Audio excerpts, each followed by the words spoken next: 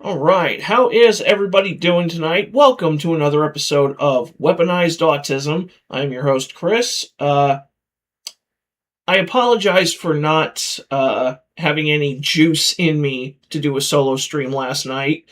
Um, you can blame the heat wave we've been getting and we got in southeast Missouri. It was a fucking nightmare to deal with. And then I made the mistake of taking a nap, thinking that would help me have more energy and more gas in the tank for a stream last night. But no, I wound up sleeping for 2 hours and just being dead dog tired.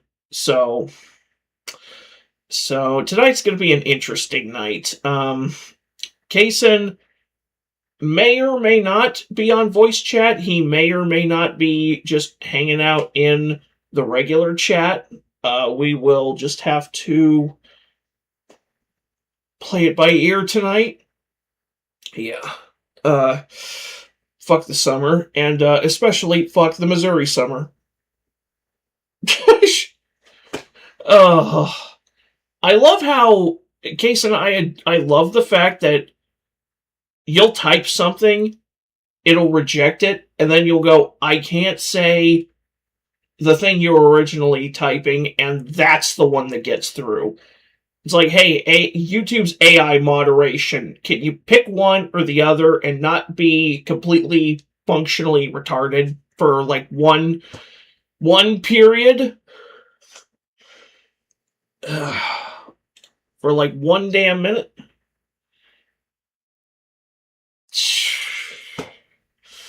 Yeah, like,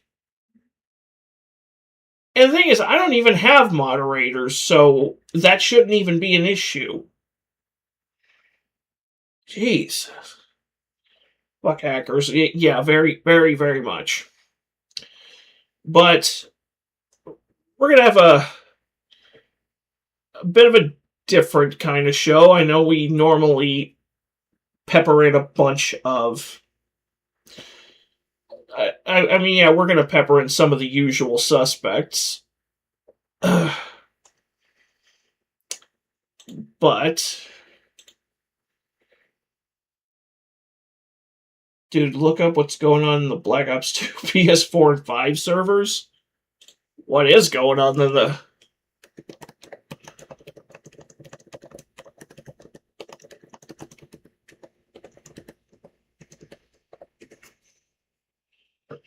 Some guy who hacked the game back in the old days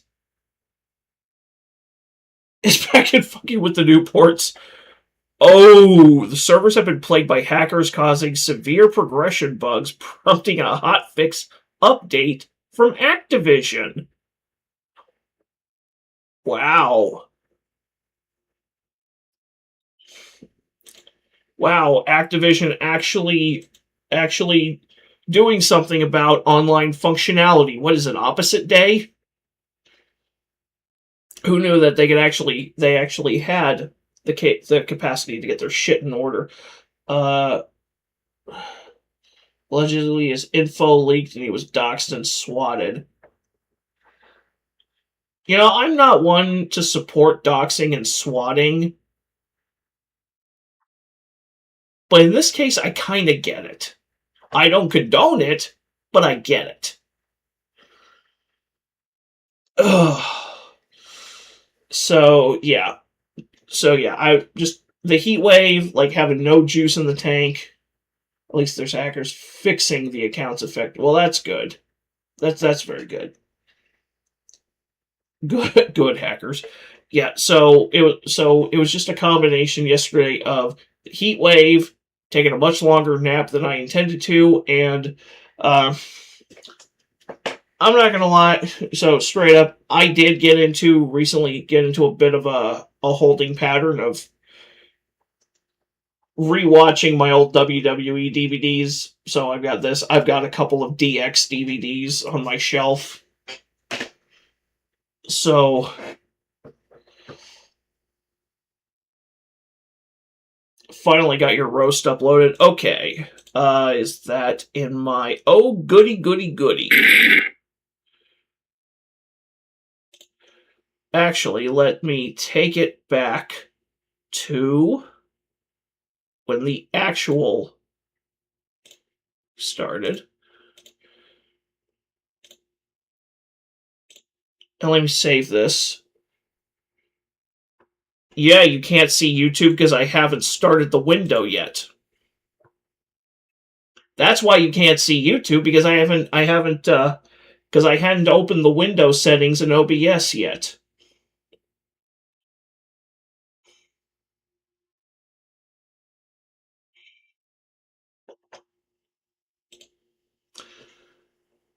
And me without my clip folder open.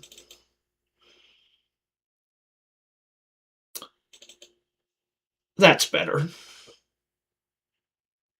And if you close your eyes, does it almost feel like you're not retarded at all? And if you close your eyes...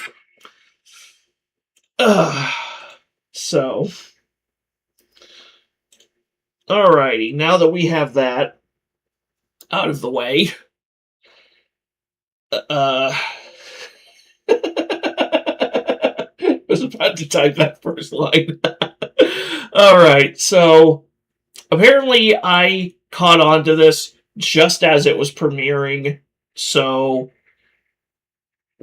we'll just let the premiere, the rest of the premiere timer run up and then just go from there. This is a new video from Kaysen.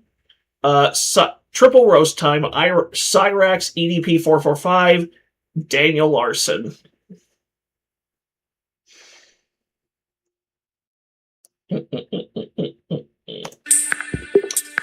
I'm curious. Hey y'all, K-Dog here. This was originally just going to be Cyrax Part 3, but instead I got a 3-fer, or 3-in-1 for you today. We're going to be roasting Cyrax, Danny Larson, and EDP 445. Let's go.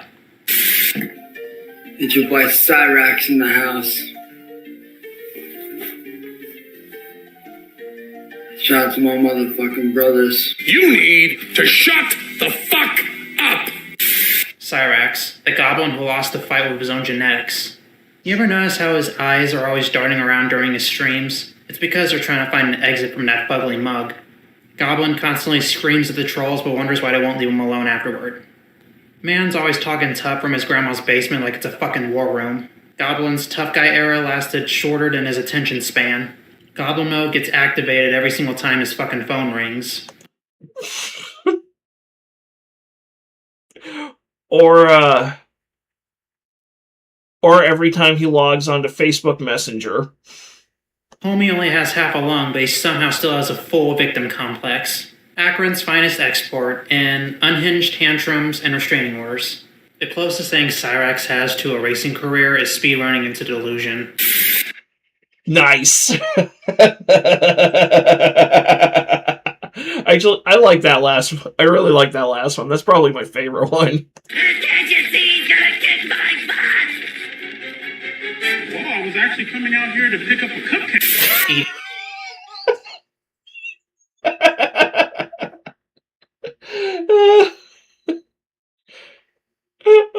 I know we plucked that from someone else, but that one is beautiful.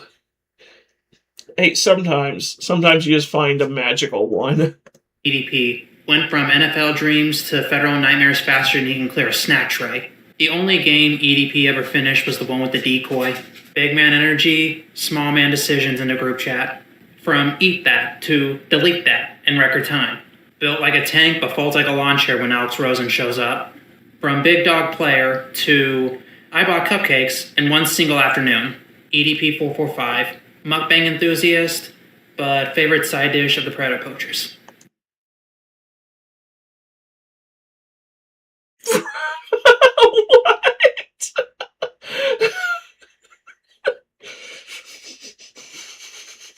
EDP's idea of foreplay is a Walmart meetup. The only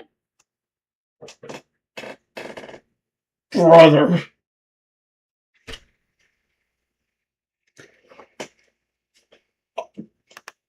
No comment. only touchdown EDP is scoring is on FBI watch list. Built like a linebacker, plays defense like a minor. Seriously, how did this fucking go from crying about the Eagles on his YouTube videos to crying in a parking lot while eating cupcakes? I just don't get it.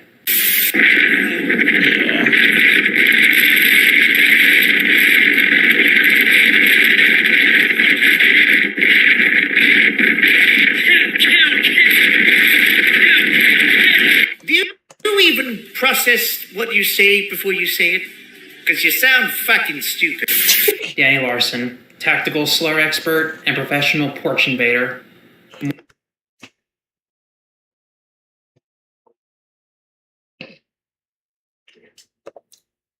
Danny Larson, tactical slur expert and professional porch invader.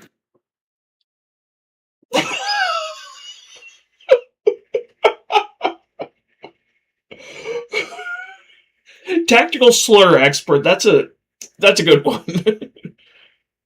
Oh yeah, professional porch invader. Yeah, I saw the video where he invaded that one dude's porch and then had to be cussed out and run off. I'm surprised the guy didn't just beat the brakes off of him. Should have. More restraining orders than he has hit songs. Well, on the bright side for Danny Larson... You could say the same for Cyrax. More restraining orders than he has hit songs. Well, on the bright side for Danny Larson, if Warner Brothers ever gets around to making a live-action Batman Beyond movie, they might call him to play Rat Boy. From TikTok singer to federal threat in one live stream. Claims to be a model, but he looks like a rotted mannequin from Nuketown Zombies. Celebrity in his head, but a fucking menace in real life. The dude literally threatened the White House from a fucking Buffalo Wild Wings. I can't take this fucking seriously. I mean, seriously. Rat Boy from Batman Beyond looking ass. Danny Larson. Autism, schizophrenia, zero self-awareness. Fuck off you fat useless sack of fucking Yankee doodle shite. Shouldn't have been talking shit. Nice.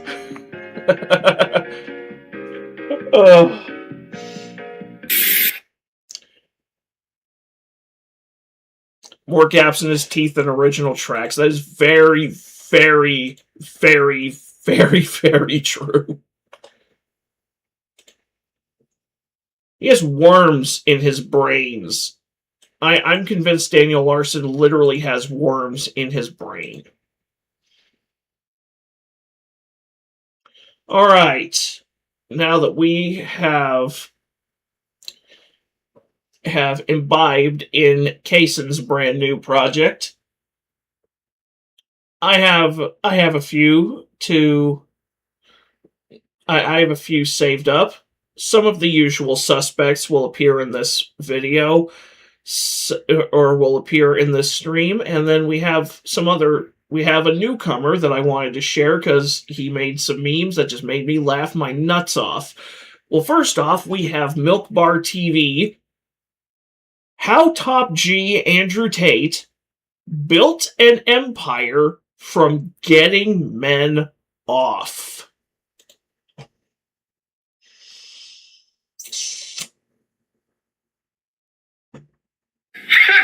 Gay!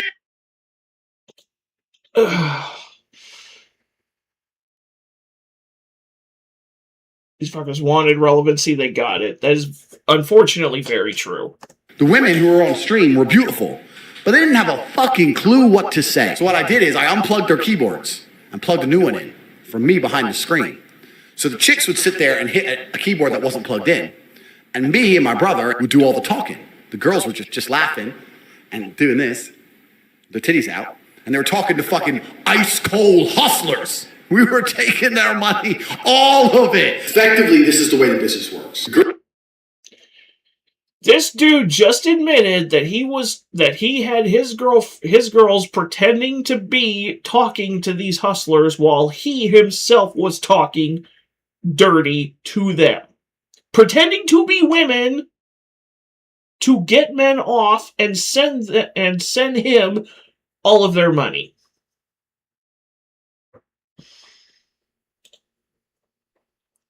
At what point do we stop pretending that the manosphere is in any way heterosexual?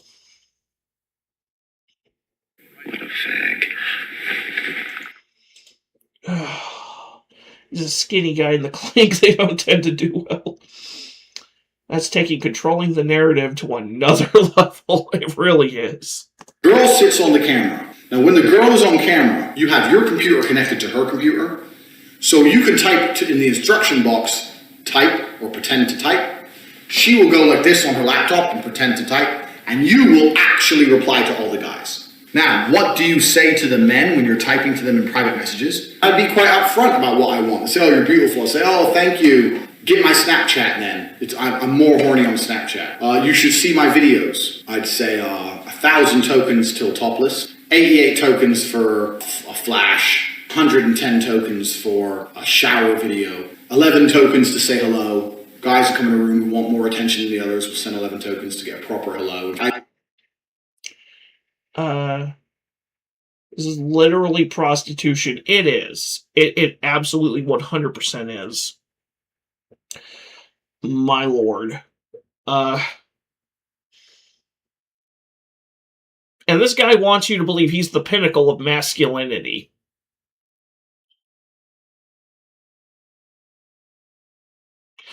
Yeah, did you see the, I went to school with a dude who looked like that? Ugh.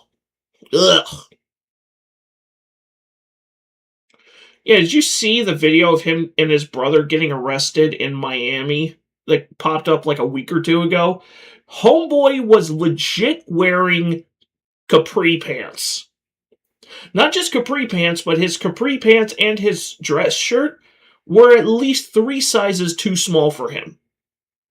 Like, on what planet and what solar system does that make you look like a masculine man? Spoiler alert, it doesn't.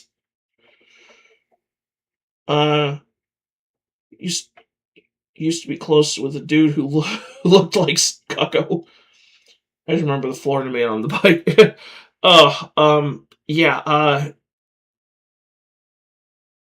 Andrew Tate has more sugar in his tank than Willy Wonka's entire factory. I used to sell a WhatsApp for about 3,000 tokens, about $150. And I had a separate phone with all my girls' guys in that phone, and I kept control of it. And I would speak to them, and before she went online, I would tell her, like, any basic information. Matt's dog died, so, he's upset. You don't want to sit in WhatsApp guys all day, spend money. You as the typer, you're going to have to do the hard work. You're going to have to feel it out yourself. When you're talking to these guys, it's got to be like, oh, hey, yeah, I'm really busy, but I'll be online again later. Are you going to come see me? Use your brain. There's 3 dudes in a room, and one of them's tipping, and the other 2 are not. Who should be getting the most attention?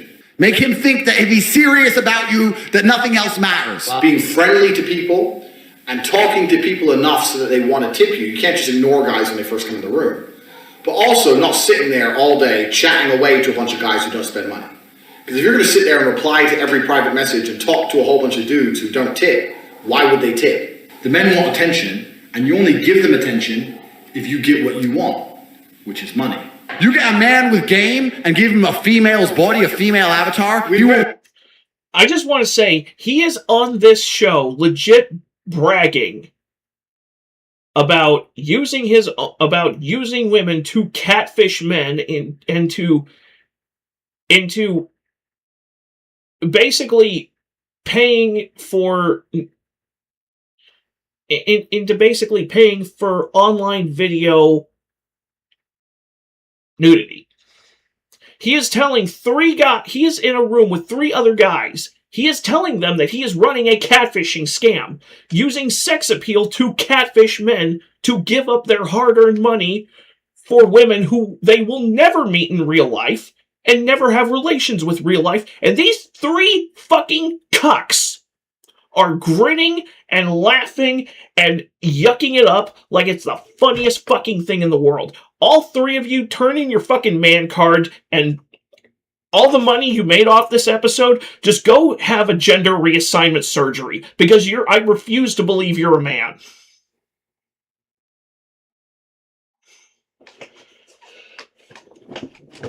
You are not a man. And neither is Andrew Tate, and neither is anyone who sticks up for Andrew Tate. Fuck a guy up. I had these guys selling their houses, life savings, loans, all of it to me. Give me it all. I say, oh, you're beautiful. I say, oh, thank you. My milkshake brings all the boys to the yard. Damn it, Milk Bar! Cancer owns our godforsaken podcast. Dude, that needle drop at the end, I was not expecting that. Although, yeah, he is... I hope he gets convicted. I really do. He's supposed to be extradited to the UK, and I know the UK currently doesn't exactly have a very good history recently of actually prosecuting sex offenders. Yeah, but maybe, hopefully, God willing, the UK government will actually pull its head out of its collectivist ass. Personally, I think they should just move all the charges to Florida, have him prosecuted in Florida, because I believe Florida is making moves to sign into law, if they haven't already signed into law, that the maximum penalty for human trafficking is the death penalty. So please keep it in Florida. Please keep it in Florida.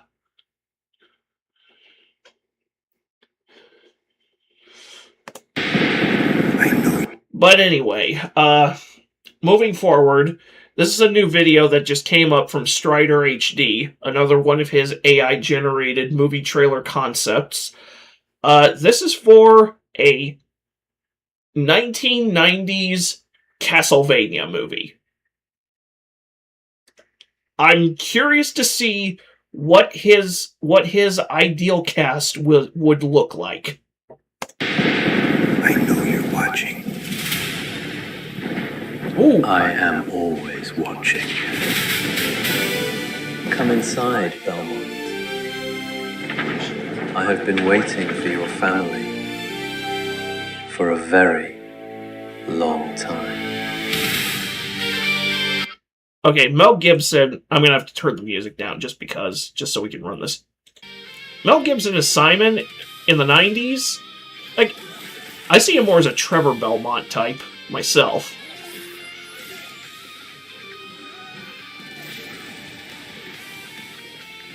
You know, Kate Beckinsale as Cypher. Okay, she was alive in Trevor's time. I'm pretty sure she was dead by the time Simon... Okay.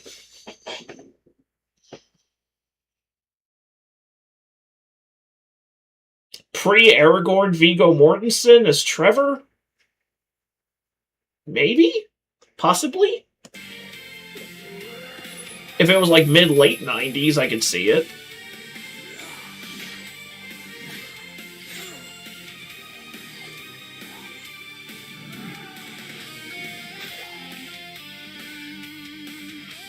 Daniel Day-Lewis as Dracula. Personally, I would go with Michael Wincott. You know, the guy who played Top Dollar in The Crow.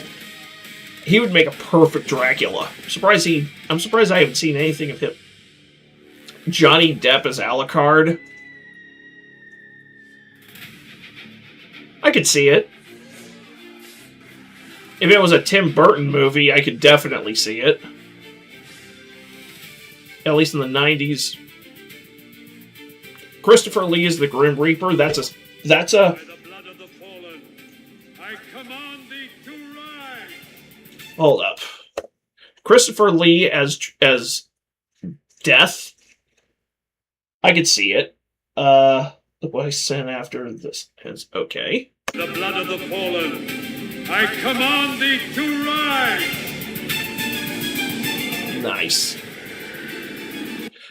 Speaking of Christopher Lee, if you haven't watched the Odyssey miniseries that NBC put out back in '97, you should. Not only do you have Armand Asante playing Odysseus, not only do you have Vanessa Williams playing Calypso, but Christopher Lee is in the miniseries. Odysseus has to go into the underworld and meet with him to figure out how to get back to Ithaca. It's like one scene. It's like 5-6 minutes long, but it's Christopher Lee in a fucking Odyssey miniseries. Angelica Houston as Carmilla. Yeah, I could see it. She doesn't exactly have to be like beat bar for bar Morticia Addams, but I could definitely see it. John Malkovich is the Dark Bishop. John Malkovich. Damn it! Stop putting dialogue in it. There's an Odysseus reference in the Black Ops 2 campaign. Really? The heretics among us call them scholars, but we know them for what they are. Witches, corrupting our faithful with their lies. Their purification is not a crime. It is our sacred duty.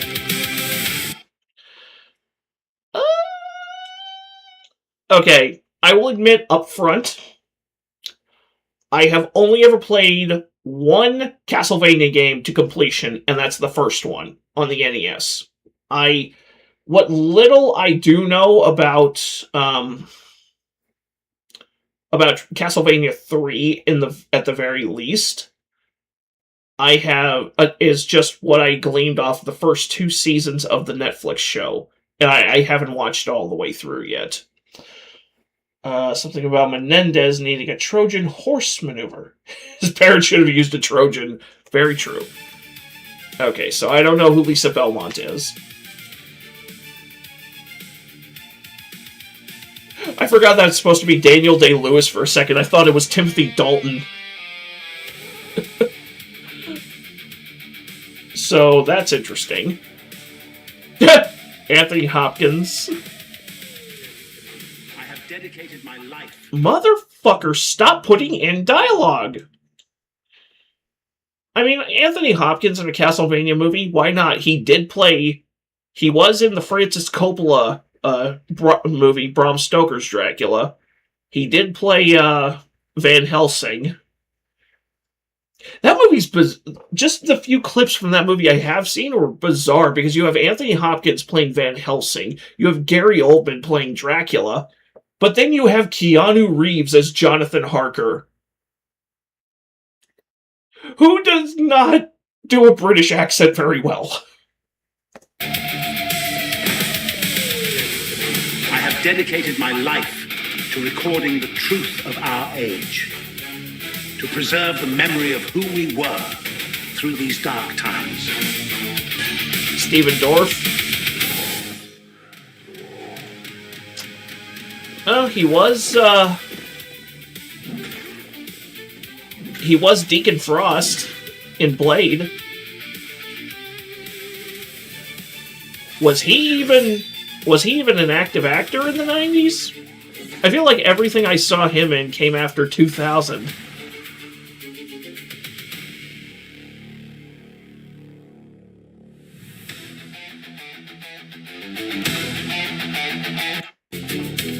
Alright, now what did you send me, Kason? 15 worst knockoff products ever. 15 dumbest criminals ever.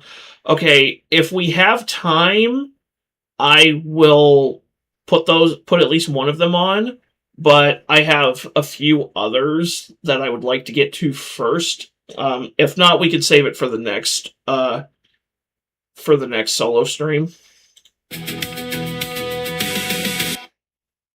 Streamer University is fun. So, next up, we have the only Atozi video that is on the stream for tonight. It is called Streamer University Was a Bizarre Social Experiment. I have no idea what Streamer University is. Probably because I'm old. Figure the criminals one would tickle your fancy. Well, you're very, very right about that. Let's see. What is this Streamer University bullshit? Streamer University has finally come to an end. It's safe to say it was definitely something. I mean, Kaisen that shit. Oh. That explains why I don't know anything about it, because I don't follow anything Kai Cenat's doing, so I don't give a fuck about Kai Cenat. I really, really don't. Overall, it was just a bizarre social experiment to watch unfold. And this ranges from arenas shutting down the auditions due to overwhelming crowds and safety concerns to people going broke and even ending up homeless just to try to get in to Streamer University. I mean, it was a little bit more than just a mess. And it wasn't just the lead up of the actual Streamer University that had bumps in the road, because once everyone had been accepted and I guess school started, things only got even more chaotic because everyone was trying to, I guess, click farm and rage bait to get one viral clip, and it just turned into a massive mess. I actually hate you. I despise you. You want me to first? I put my hands. Get up, cut not in here. I'm see you on campus, Dane. Yeah. So naturally, was this like just some botched reality show that never took off? What the fuck? I could legitimately find better writing on Bang Bus. Actually, no. Let me try that. I can find better acting on Bang Bus and better writing on A Short Bus. Honestly, you'd probably find better writing on Bang Bus too. You know what would be a better use of your time, money, and of your time and energy?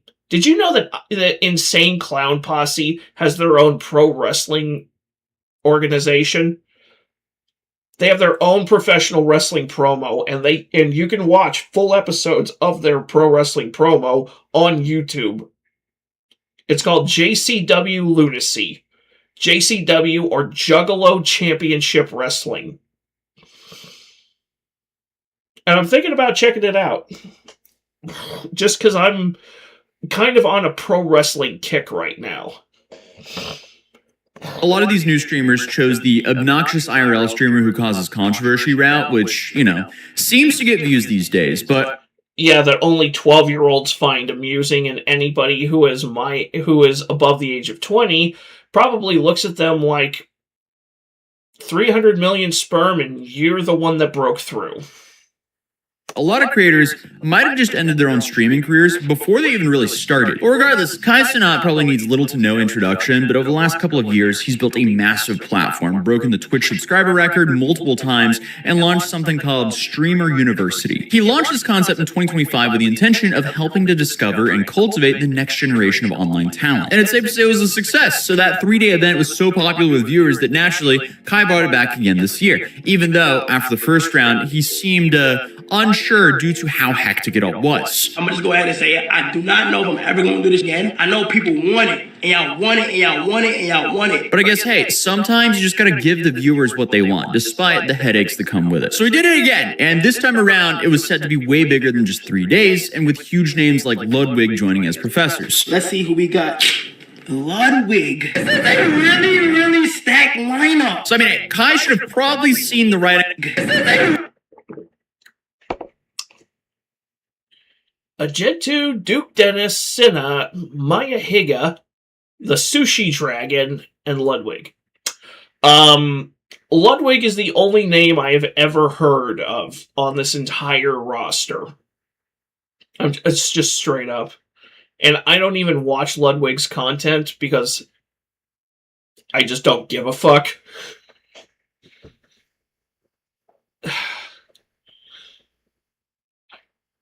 I feel like I have reached that point now where just everything new irritates me. Gamescom need to hurry up. It really does. I want to hear some announcements out of that one. Really, really stacked lineup. So I mean, Kai should have probably seen the writing on the wall that this is probably going to be just as much of a circus as the first time. Because I mean, from the beginning, the audition process was just complete chaos, with people just camping out for days in advance, trying to get their chance to be in front of Kai. This is genuinely Skid Row, bro. We got cops out here. Look at this. So the in-person auditions were in New York, LA, and Atlanta, and all the auditions had their own sets of challenges. We're doing a whole music video. I did. You're supposed to be forming the line, bro. You can't even form the line, bro. So one creator by the name of Alexis Riveras posted multiple videos. What the fuck is that face?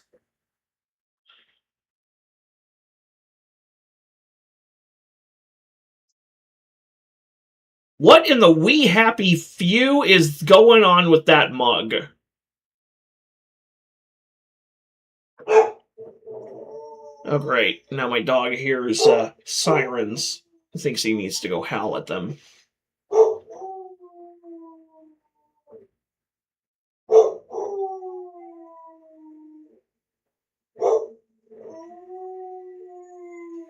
I don't know if you guys can hear that, but my dog is howling at sirens. He does that like every time sirens start blaring near our house. I don't understand why. But anyway, what in the unholy hell? Claiming that she was unfairly removed from the line at the LA auditions. Off campus, that way. Out. You out. Wait. I didn't break any of the rules. I've been following all your guys' rules. Go. I don't know what I did to get rules. But as it turns out, she brought her child with her to camp out and create content, despite knowing that the rules at the streamer university is 18 plus.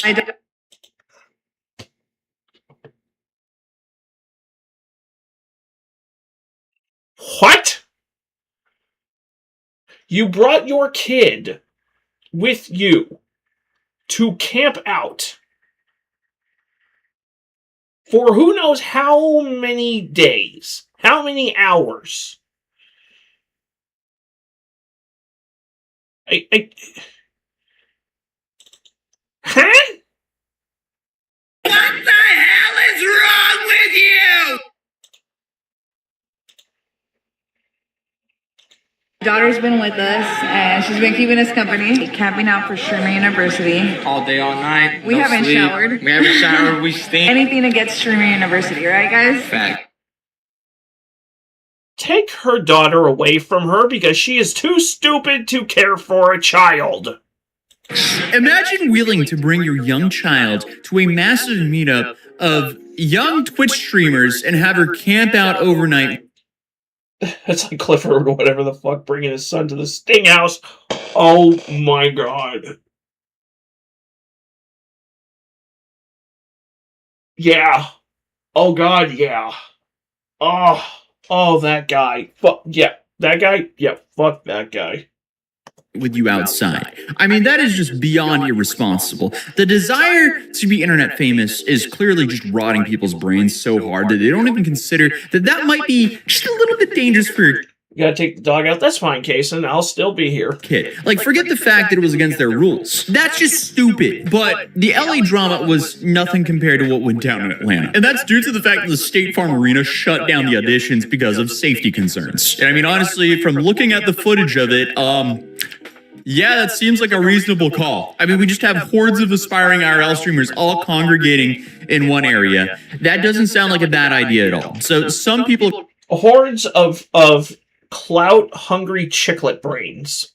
Apparently traveled from other states and put themselves in debt just to wait in line and potentially have the chance to meet Kai. Take creators like Rain, who claimed that she was essentially homeless and was camping out in hotel lobbies until she got kicked out and had to find somewhere new to sleep. I can see all my stuff with me, my tent, all the stuff I was gonna have, and out here, nowhere, like I don't know where to go. She says that because the time and location kept changing and she was spending so much on Ubers that I guess it was becoming unsustainable. Essentially, she was doing all of this for nothing. Homeless, stranded, money lost, spending money on Ubers and no destination. I'm gonna just assume that this may not be the opportunity for me. And Rain, you went into this with no game plan. You should not be in charge of your own money. You know what? I don't give a fuck if I get famous on YouTube. You know, I'm just a sped who plays video games and rages at dipshits online. I don't care if I ever get famous. You will not ever see me going broke for the possibility of the privilege of getting into a streamer university. Because what good is that going to do me? It's fucking fucking idiotic. Ugh. Crane obviously isn't the only person who temporarily went homeless and went into overdraft just to get a shot at the audition. But honestly, like, who is really to blame here? Bro, Kyle, you got us up, man. Literally negative 1,500, bro. They just canceled. How? Blame here. Bro, Kyle, you got us.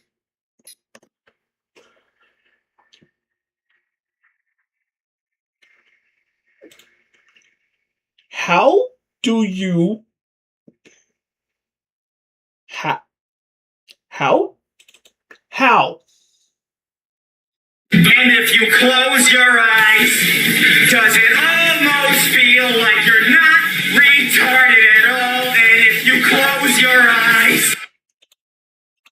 How are you $1,500 in the hole?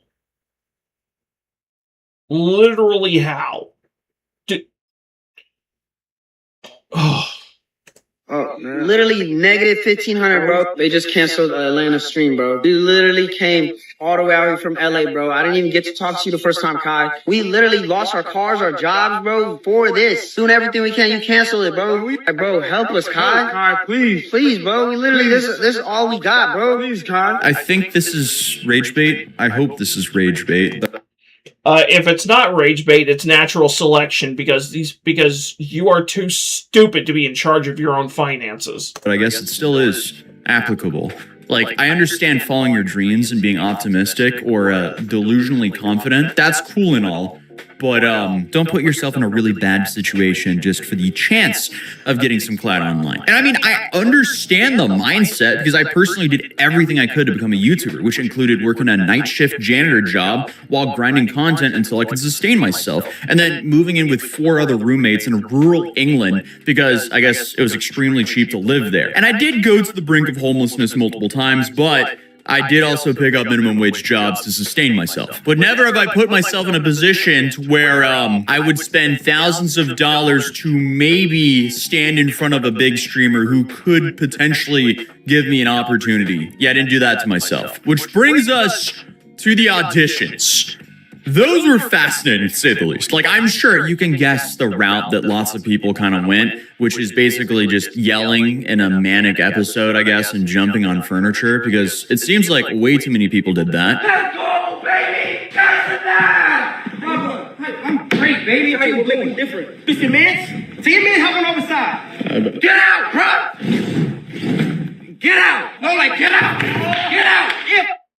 Get out, bro! That's like, get out! One creator by the name of Big Loaf decided to do the same thing, but also wanted to add some flair to it and strip in his audition and was almost immediately thrown out. My boy! KC3! Talk to me. Oh! KC3!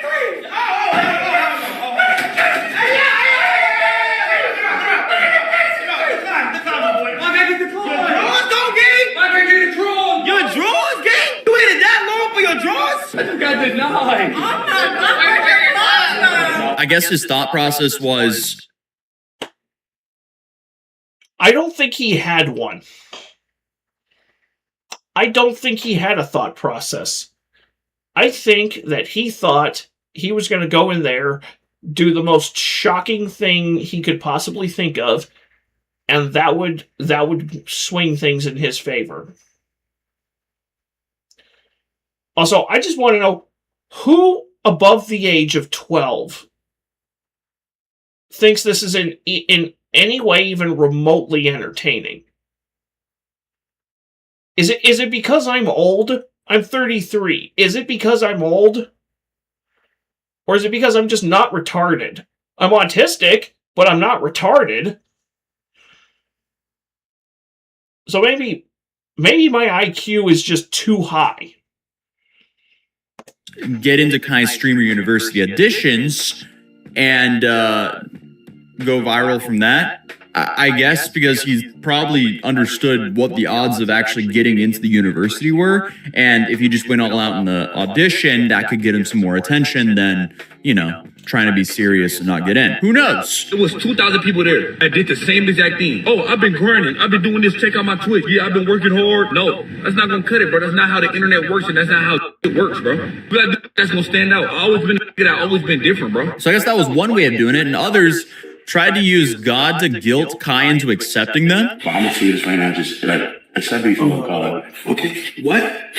What if I deny you? I love God. Again, yeah, that's one way of doing it. Or if you're going to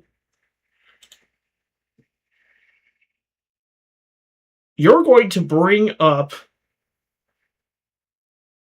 you're going to use God to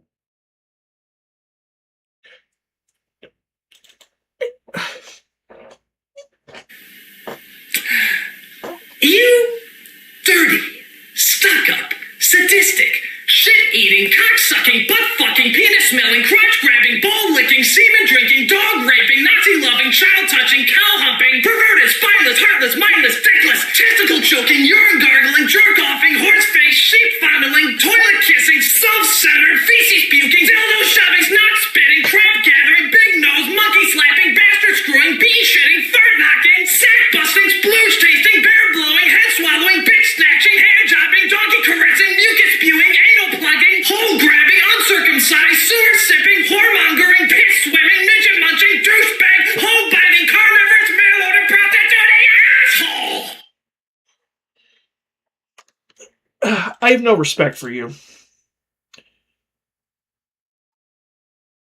The Blues Brothers were on a mission from God thing is not going to work. Well, regardless, it's safe to say the people who did make it in, they had a lot to say. And they even went on as far to say it was rigged and that no one who auditioned even stood a chance. Oh, so after exposing Streamer University, now they want to give me an acceptance letter. Now Kai's actual management and Kai DM me, but in order to get in, I gotta delete all the facts that I dropped. After doing all the research that I did, it come to find out 70% of these kids are kids and nephews and nieces of the people who run Twitch and are board members, people even too, sponsors that he has and all this for clothes and all these other things, bro. It was rigged. It's all rigged. Yeah, unfortunately. So you had a fuck ton of Nepo babies in on this. Yeah, sure, that's a bold strategy, Cotton. Fortunately for him, that's just not true because let's be real here. Look at the numbers. Total applicants, over 1 million people. Accepted students, about 120 creators, which puts the acceptance rate below 0.012%. Clearly, a whole lot of people are not going to be getting it. Okay, never mind. I'm an idiot. I would not be surprised if that turned out to be true, though, because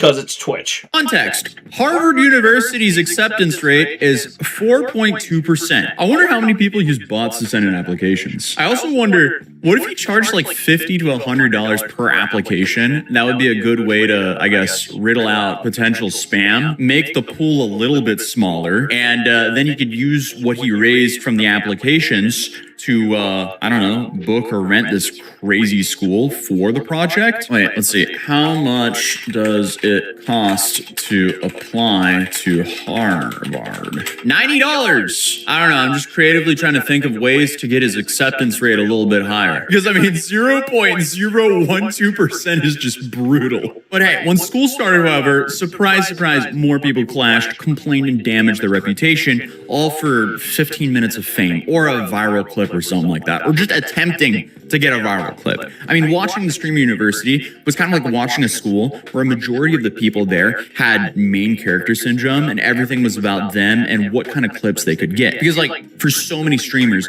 it doesn't... That's one of the reasons I don't watch IRL streamers, like, at all, is because they all have terminal main character syndrome, terminal MCS.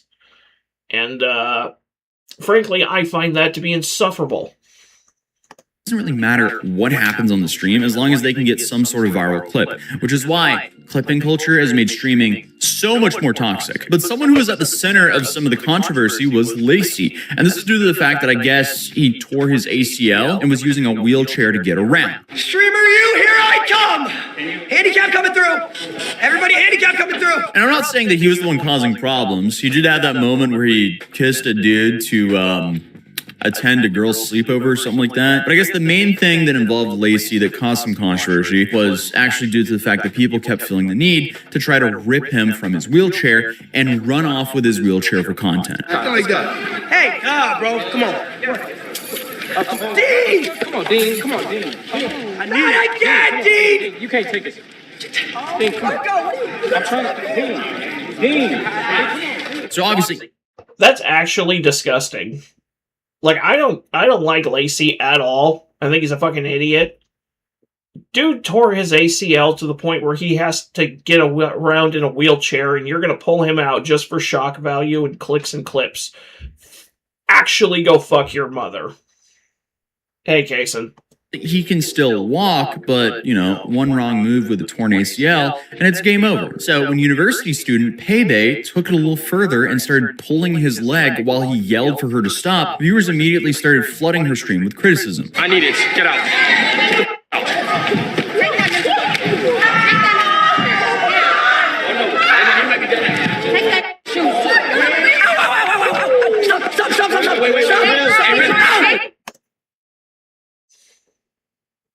You remember that Bill Burr routine? My reaction to that rant, the old lady saying, "You need to leave."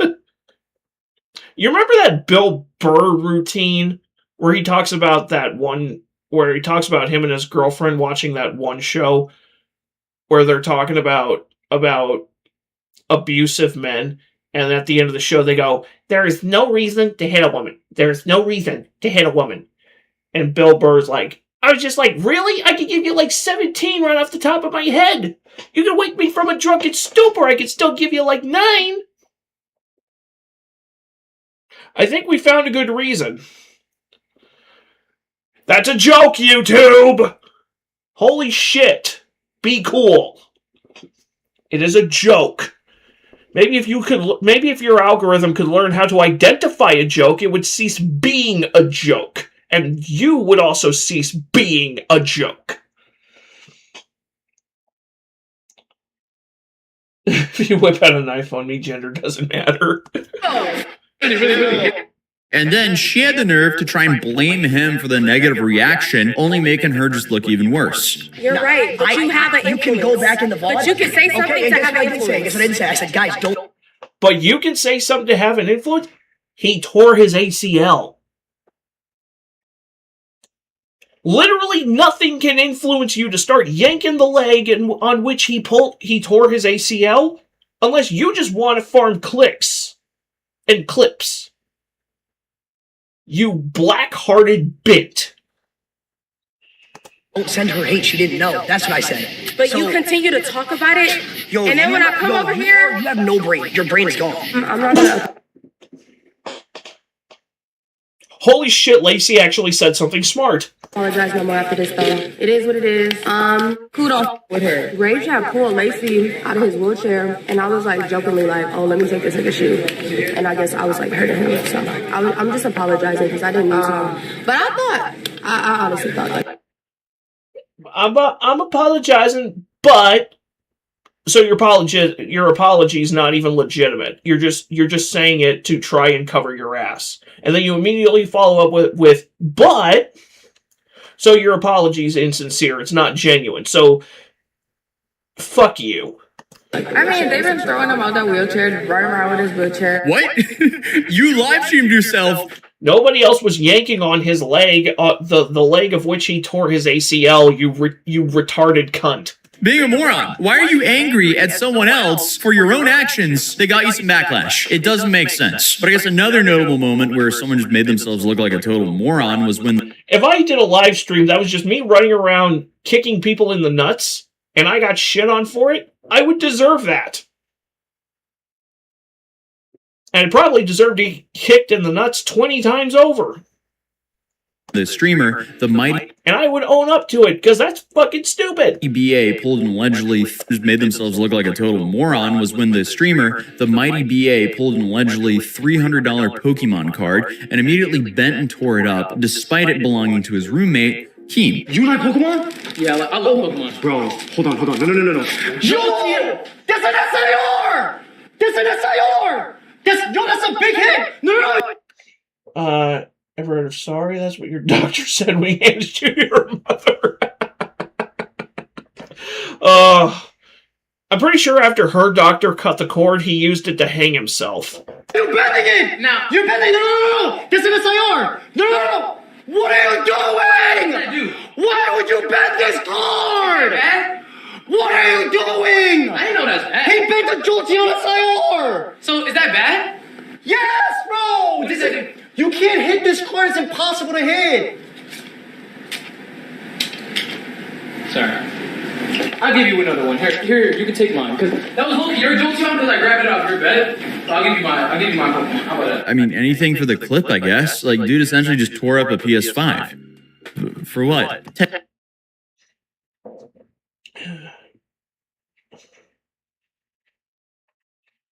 If you're a grown man and you're fucking with Pokemon cards for views, just for the content, or if you're buying up all the Pokemon cards just so you can hawk them on eBay for 15x markup, your mother should have swallowed you. Tensions between them got so bad to the point that Keem physically tackled the mighty BA, held him down on his bed, and yelled at him to stop patting his head. Getting baited, bro. Stop it, Keem. Wait, did he rip a hollow? Yo, I love you, Keem. One of your fans, y'all. Always don't ever pat my head again. Okay? Sick and tired of bull. Yeah, I got you. Pat my head again. I'm not your son. I mean, the whole Streamer University, again, is just such a interesting social experiment. Why would you just randomly pat a dude's head anyway? That's kinda... yeah. Very, Holy crap! You are creepy as shit. Because you have a bunch of main characters live streaming every hour of the day pretty much, interacting with each other. And all of them are trying to clip farm each other. But by the end of Streamer University, the mighty BA was feeling, I guess, so down due to his perception that he got a little pep talk from Ludwig, urging him to really think about what kind of creator he wanted to be. Today been rough? The past 4 days been kind of rough. This whole event's been pretty rough, right? Really hit. Why does this guy look like a Timu Johnny Somali? I just now realized that. EDP. Yeah, creepy as shit. EDP is creepy as shit. This guy legit looks like we have Johnny Somali at home.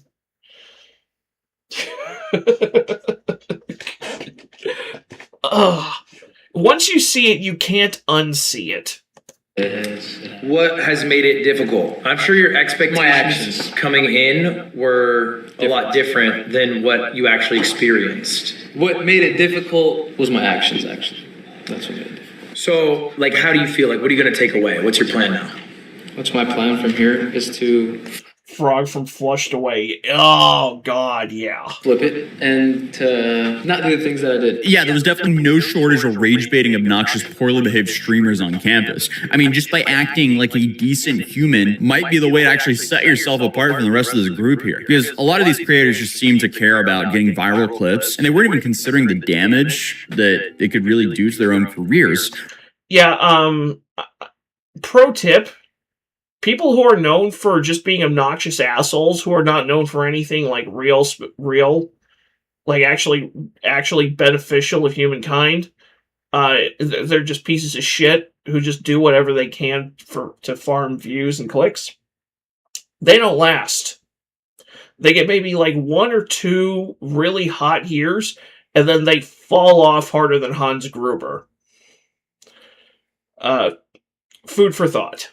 Before, I guess, they started getting some backlash. But I guess Kai does kind of endorse this kind of behavior by handing out awards for things like worst behaved. Once again, just putting someone on a pedestal and giving them more attention because they were being them. The only thing flop harder than Bill Pullman in The Grudge. So I actually have not seen the American version of The Grudge. I've only seen Ju-on. I've only seen the Japanese original. Same with The Ring. The most disrespectful, I guess. The worst behavior award goes to Bilzo. Get your ass up there. He dies by throwing himself up a balcony. Oof. The only thing these people should be receiving, the only reason these people should be put up on stage is so we can all lock them into the stockade, so we can all take turns giving them wedgies and kicking them in the balls. And the taint. I don't know. It is definitely an interesting social experiment. And Kai does this even though that he has the same complaint. Bring the tomatoes. I'll bring the onions. That people just don't know the difference between content and being disrespectful. In my opinion, I feel like I'm going to expel somebody today. I don't know who it's going to be, but I'm going to expel somebody today because I have to now set an example to make people understand that there's a difference between making content and then disrespecting. But hey, that being said, he's already announced Streamer University 2027, except next year, apparently it's happening in Europe. So the question then is, how many American streamers are going to be spending thousands of dollars on flights and I guess not make it and then complain next year? I guess we kind of have to wait and see. One thing I do believe is extremely important though is if you're one of those creators who tried to get into Streamer University and you didn't get in. Hey, Random Gamer, what's up, brother? Been here for a while, just been really busy here at work. Hey, no worries, man. You know, you're hanging out, I still appreciate you stopping by. Please don't let that discourage you. And hanging out. Again, you saw the acceptance rate, 0.012%. And at the end of the day, just make content that you're passionate about and make content that you think will be interesting for others. Keep iterating on that and do that for long enough, and eventually you'll find an audience. I feel like nothing really happens overnight in the creator space. You just kind of have to show up and make as much content as possible and do that consistently for as long as possible. I mean, I've been doing YouTube full-time for going on 11 years now, and I've been doing it for many more years than that, and I still kind of just feel like I'm just getting started. But I also want to give a quick shout out to both Ludwig and Agent for putting a ton of effort and making great classes for the students there, because they both dropped a whole bunch of game from their years of experience of being a full-time creator. So if you are an aspiring creator, I would heavily recommend checking out their Streamer University classes. But regardless, if you're new here, feel free to subscribe, drop a like if you enjoyed the video, and I'll see you guys in the next one. Peace. All right. I might have to crop this one a little extra bit just to avoid the content bots, but for anyone who is interested in which ones we're watching, I am going to drop the links to the original video in the title or in the description box. This is wrestlers saying questionable things. Actually, let me crop this a little further.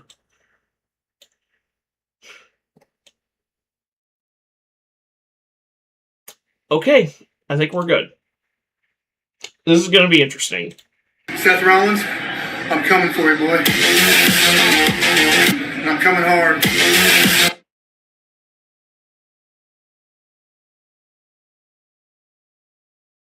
Okay, Brock. I don't care. You come in my face. Because I'm gonna stretch his ass like it's never been stretched before. JJ. Jeff Jarrett. Maybe I cropped it a little too much.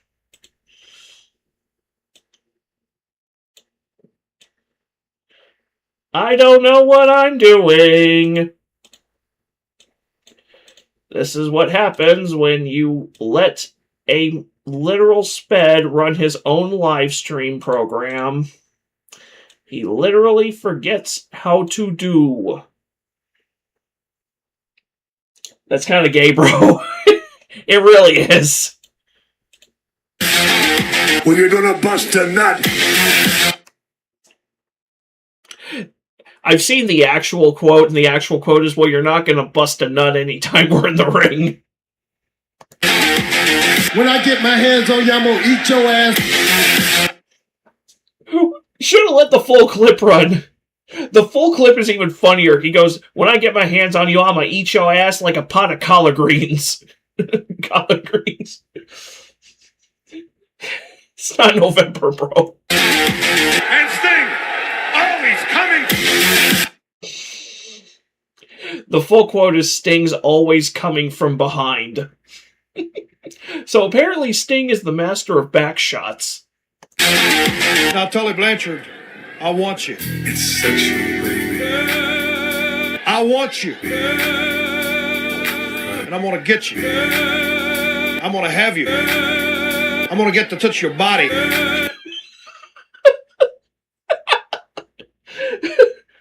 That's sounding better. The fact that it's Mark Henry's theme song just makes it even funnier. Call the police. My kids turn me on. Hogan!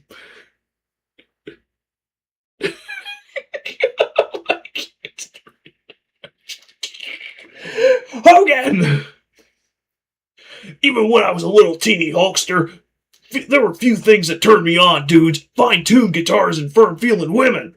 But in the twilight of Hulk Hogan's career, my kids turned me on. Like, what does that mean, dude? Really, what does that mean? I'm gonna get off by cranking your knob. Okay, that's a little better. By cranking your knob just a little beyond the breaking point. Yes, I've seen, since I've been watching a lot of pro wrestling clips lately. If you actually think that I was just the right guy. Hogan had a bit of a Freudian slip there. My nuts. I love cocks. Boobies. Dicks. Come Tuesday. Oh yeah, I forgot that. I put there's multiple of these. There are multiple of these in here. Come Tuesday. I love that idea. You might have saw it coming tonight, but come Tuesday, I'm gonna come on you like nobody's ever come on you before. At least buy him dinner first. Damn. That's like the guy comforting a girl after she loses her brother. And she says, I have a boyfriend. And he says, and I have a brother who's 6 feet tall, not deep.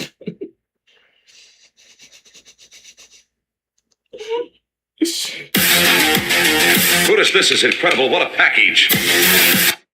Gene. You got something you want to tell us, Gene? I'm gonna eat his ass. I'm coming. I'm just gonna come as hard as I can. Brock Lesnar implicated in Vince McMahon's sex abuse lawsuit. A lawsuit, by the way, that was just recently dropped. Apparently, because the accuser may or may not have been lying. Girl says, that's not funny. And the guy says, but you know what is? How you take hundreds of back shots, but your brother couldn't survive one.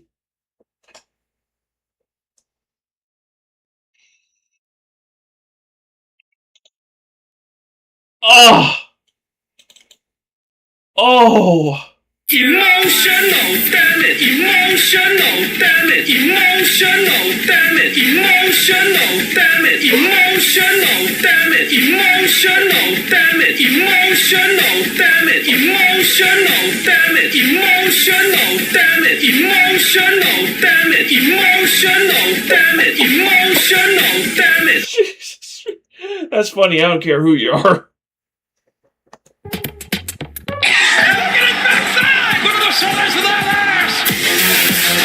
I am sick and tired of playing around with kids.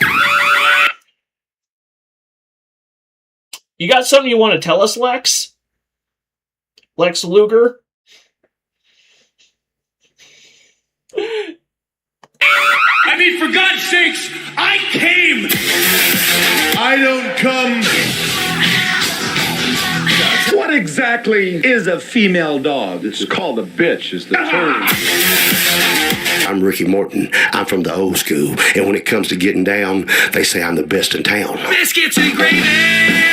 Dick. Balls. Pussy. Ass. Booker, I want to have sex with your wife. It's sexual, baby. Perverted sex. Bestiality sex. It was so bad that my balls were black. And my dick. Yo! One thing you gotta give it to Kurt Angle. He is very vanilla on the mic, but when he plays a heel, he leans into it so hard. He leans into it so hard. He is just the most vile, repulsive heel you will ever find. Post I saw in 2019 that said, I'm 13 and he's 20. And I shared it saying, I'm 20 and I'm calling the fucking cops. As you should. Sex. Bestiality sex. It was so bad that my balls were black. And my dick. Yo, homeboy! Welcome to the hood, brother!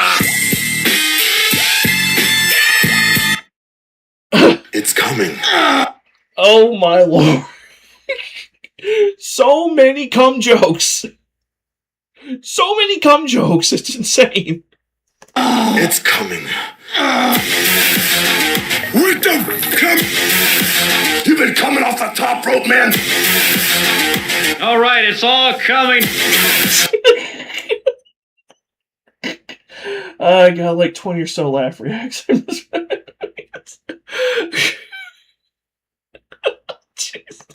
He's packed with beef. We want to ride. I want to ride, baby. I want to ride. It's gonna feel so good. Oh, you better sweet baby. Oh. A lot of people don't realize that Sting this is Sting. This is what Sting was before he had his crow gimmick. Before Sting started coming down with the dark hair and the crow makeup and the black jacket and the bat. This is what Sting used to do. He was I think he was like a beach boy or a surf boy. That was his gimmick. That was an Ed, Edd n Eddy quote. Wow. After a girl saying, did you giggity inside me? Oh. Oh, okay, it's just hard, dog. Ow, doggy, it feels so good! These nuts. Penis. 1,000 asses. I went down to the hood. You can just go ahead and call me Woody. You got a friend in me. I beat on him like no man I have ever beat on in my entire life. It's sexual, baby. Did you at least get his number? He just kept coming. Hell, I'll never be the same. You gave me the of my life. Because I don't believe you won't be back. Not after what I felt last night. I'm right here for you. I hope Stephanie knows about this.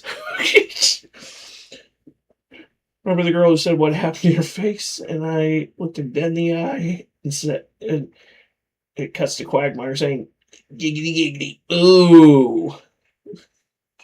Little dick. Poo poo. Beep beep. Bitches. The product of my semen. Imagine your own dad referring to you as that on global television. The product of my semen. This is such good shit. Diggity dick. Bro. Come Tuesday, I'll make sure I bring the hardwood. I need to come. Please come. I don't ever want to picture Paul Bearer coming.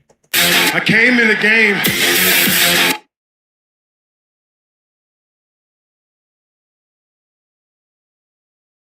I hope Triple H was actually conscious when you did. really hard, big ass balls. What happens when you rip the balls off of a bull? What exactly is a nature boy? Do you like nature? Okay. Do you like boys? Oh, that is a Steve Austin classic. He's on the Titantron. He's talking to Ric Flair. Reminds me of a dude in India who didn't have a condom, so he super glued it shut and fucking died. Oh God, I remember that story. Oh. Ugh.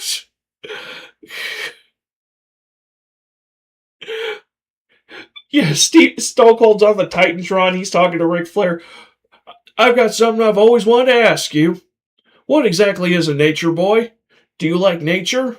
Do you like boys? You know what? Don't answer that. What you did by putting your hands on me, sexual baby, was entered the zone. My zone. So you discard on me. Cause I'm right here. Easy, Ahmed. For you. The Rock's ass. Everyone eat it! It's been 30 years since I've eaten like that.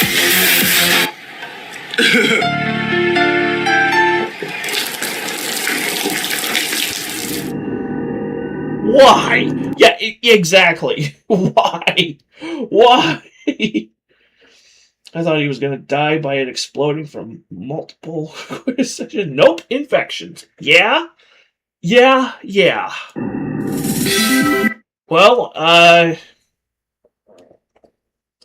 For one split second, I came. You're going to keep coming. The macho man is coming. You don't know where I'm coming from. fucking Randy Savage. Randy Savage. This is why your dad never came home with the fucking milk. I think that was Ted DiBiase's son, so you may be onto something there. Oh, okay. But I know where you're coming from. Yeah. Hulkamania, coming into your own home. To attack and keep coming.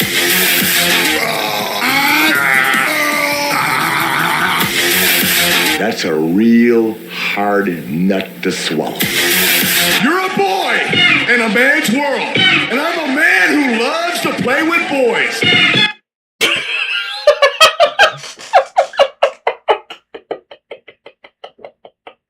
Kurt! Kurt! I don't think that sounded... I don't think that's what I love Kurt Angle when he's a heel on the mic. He's so... girl dipped her Oreos in water because her dad never came back with a milk. Oh. Are these edited? I mean, they are kind of chopped down for time, for the sake of time. That is legitimately what Kurt Angle said on the mic. That the full quote. You're a boy in a... That is the full quote. And then he tries to save himself, but what he comes up with next, it somehow is not much better. I had a rocket ship up my ass. But I went to work on that boy's behind. Check his fucking hard drive. I opened up his cheeks and I said, I'm doing construction here.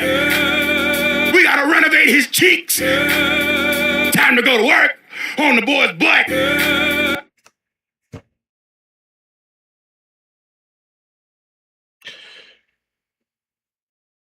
He must be from San Francisco. Me, Big E, and me, Big D. Remember the reporter who had her dildo on full display on live news? Oh, God. That was beauty.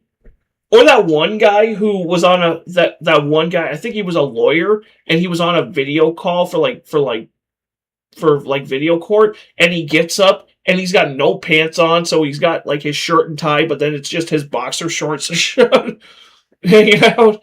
Dude. Burger. Tacos. What? Salami. Salami. Justin's bunghole. Scott Hall, you're dead.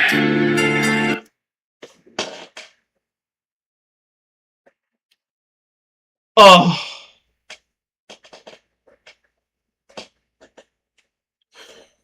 Oh, God. And her opponent from Xinjiang, China. Oh, you don't masturbate no more. Well, guess what, man? I do. Ron.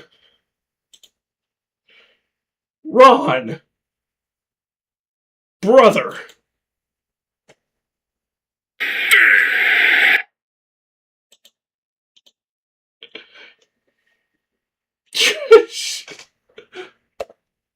Xinjiang, China.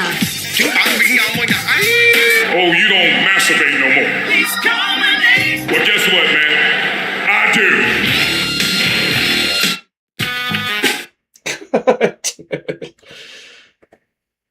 I'm the one that screwed your ass. Winter is coming. Because I'm coming too, baby. I'm coming. I'm gonna come. Woo! Steve Austin was, what?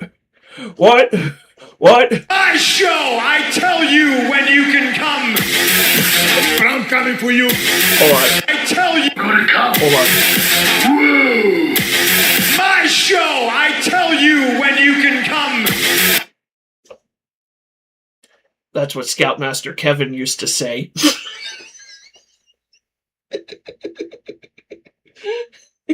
But I'm coming for you. I'm coming for you next week. Nobody's gonna stop me. No! The man who gave birth. My God, you're a big bitch. The bigger they are, the harder they come. I'm gonna rip your fucking spine out. I'm gonna put it in chocolate. And then I'm gonna suck on your fucking teeth. And then I'm gonna you and get out my fucking joke.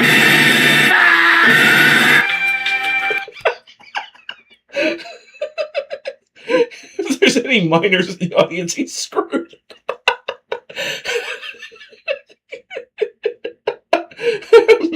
Beth, not even once.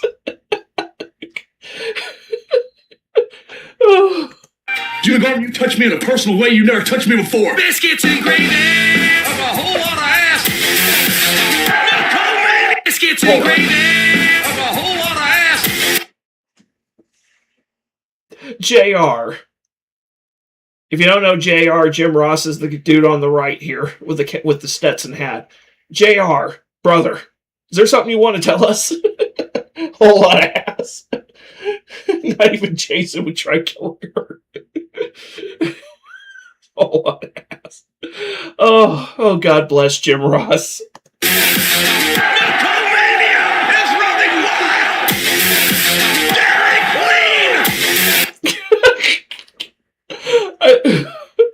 Jim Ross's commentary always elevated the wrestling in the Attitude Era. And especially when they paired him with Jerry the King Lawler.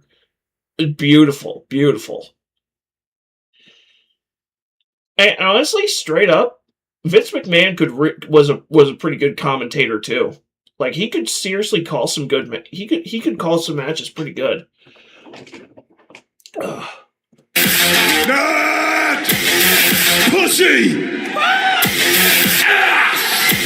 You've got balls. You have a vagina. I don't even know if that's PG. You're not even a real journalism. That's right. Whatever, dude. That doesn't make any fucking sense at all. I think there's like 6 of these. I think we're on part 6. Someone send that last one to Ellen Page. Oh, the CM Punk one? Yeah, absolutely send the CM Punk one to her. You've got balls. This one. You have a vagina! Yes, send that one to Ellen Page. Stat. I don't even know if that's PG. You're not even a real journalism. That's right.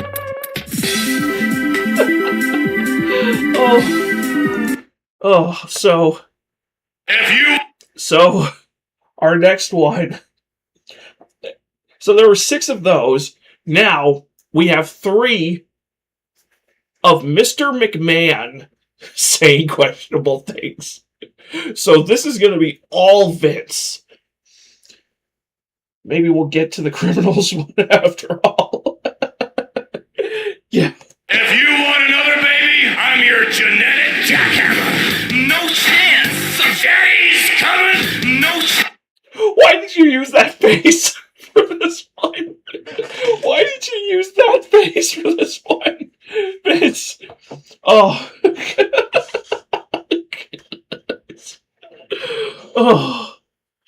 Oh, this is what Linda saw the nights that Shane and Stephanie were conceived. Oh. I've got balls the size of grapefruits. No chance. You're fired. No chance. Bitches. No chance. When I die, I want to go straight to hell. No chance.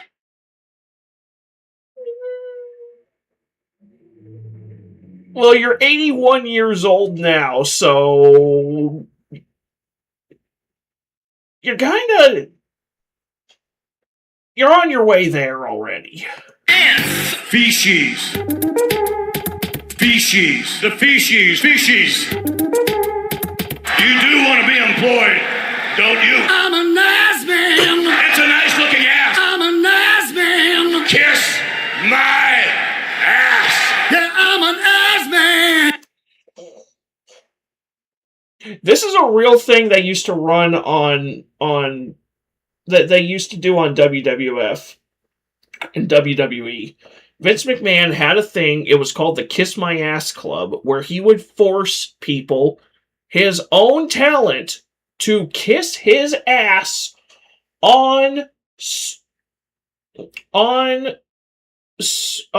TV in the middle of the ring in front of God and everybody in that arena and everyone watching. This was a legit thing. Dog just pissed the fuck out of me with this rope. Oof. Ugh. That doesn't sound like fun.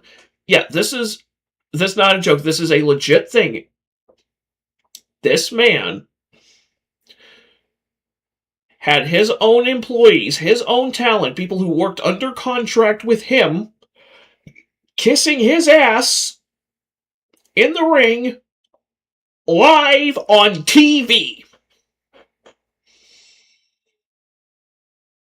Probably because it was shock value and it would draw ratings.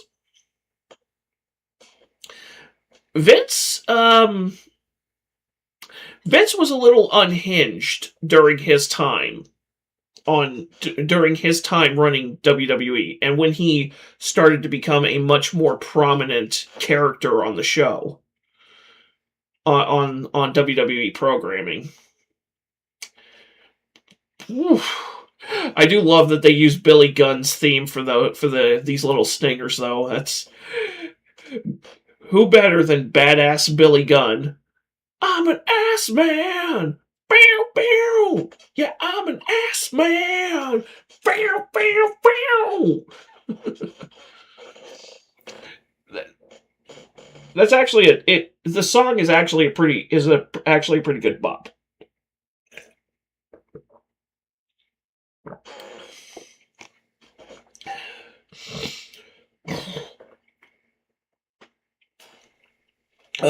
Kason, you good? You good? Can I keep going? Because I'd love to keep going.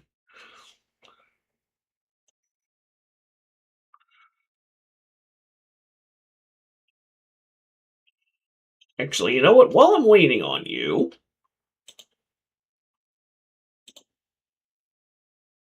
Hello? Thank you. Danger. Thank you, so that I can save this to watch later, and then put it back on the normal timeline when we're ready.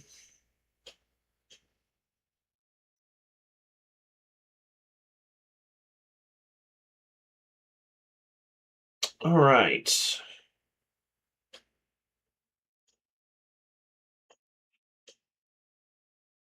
But yeah, I figured it'd be nice to share these with you guys, just because, like I said, I've been going down a rabbit hole of just watching pro wrestling videos, which I mostly just watch old stuff because I quit watching wrestling around shortly after WWE shifted to TV PG. I just felt like the programming was just not worth watching anymore. I have not followed TNA or AEW, so there's that. But like I said earlier, I did discover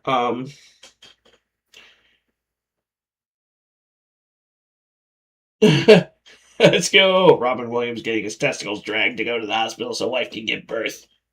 Yeah, let's keep going. I am no pervert. No chance. Look at you on your hands and knees like a b****. No chance. Terrorists are gonna burn down the Undertaker's house. His wife, she's gonna be raped. Sorry, I had to stop that early. Paul Heyman. Paul Heyman, one of the greatest wrestling promoters that has ever lived. This is the man. This this man gave us some of the greatest talent that ever came up through ECW before jumping over to WCW or WWE.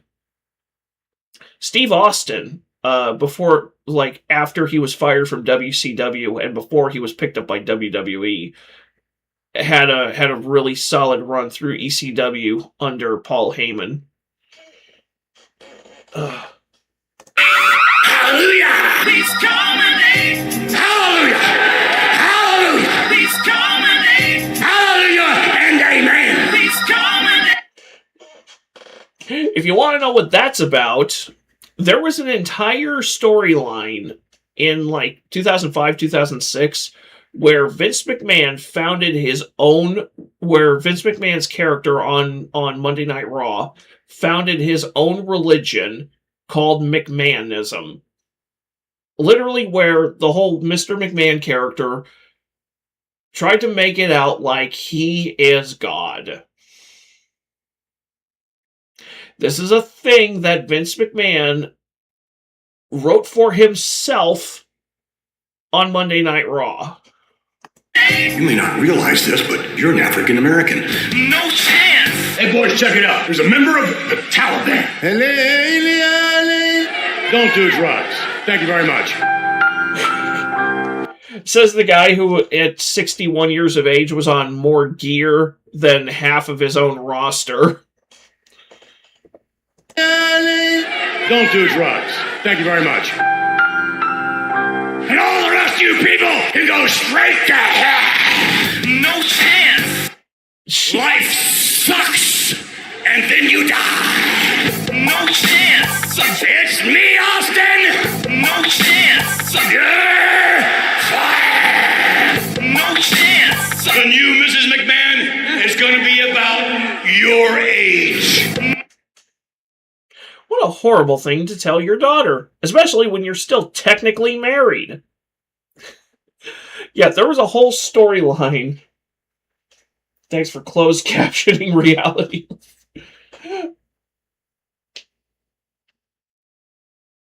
Yeah, this was a thing. Vince McMahon wrote in that his character was a womanizer who would routinely mess around with the female wrestlers on his roster. And it culminated in him getting his ass whooped in the ring by his wife and both of his kids. No chance! As the chairman of this company, what's the sense of having power if you can't abuse it every now and then? You know what I'm saying? No chance! I enjoy destroying lives. No chance! It turns me on. No chance! Mr. Mac Daddy. No chance! I'm going to inject you. No chance! What about the money? The money! Vince McMahon, every time he tries poaching talent from TNA and AEW. Seeing Spider-Man tomorrow. Hey, cool. Hey, good for you, man. What about the money? Yeah, that was Vince McMahon talking to Ted Turner when he was about to buy WCW. Stand back. I'm gonna blow.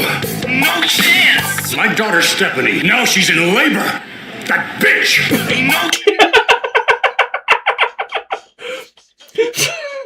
My favorite thing about that clip is Shane's reaction. Hey, must be the money! I adore Shane's reaction to Vince just screaming, that bitch! Shane is perfect. Shane is perfect here. It's like, come on, man, that's your daughter, my sister. You took his face and you shoved it all the way up into my rectal cavity. No chance. Ah! No chance. No chance. It's more like it. I feel a lot better right about now. I wish they could show more of this bit because this was hilarious. This was when Shawn Michaels and Triple H reunited as DX in 06. They got barred from entering the building, so they started having their own 4th of July barbecue in the parking lot, and then they hijacked the production truck and just started fucking with Vince. Dementia test inbound. What up, G? What's up, Holmes? If you haven't seen this, so Vince had a thing in like 07 where it was like the Battle of the Billionaires. It was him. Check that man's diaper. It was like the Battle of the Billionaires. It was him versus Donald Trump. They each had their own wrestlers in the ring. Trump had Bobby Lashley wrestling for him. Vince had Umaga wrestling for him. Stone Cold Steve Austin was the special guest referee, and whoever lost, that wrestler's billionaire had to have his head shaved. Umaga lost, and so Steve Austin and Donald Trump shaved Vince McMahon's head right in the ring, live on pay-per-view. And after that happened, Vince started wearing a do-rag. He was do-rag Vince.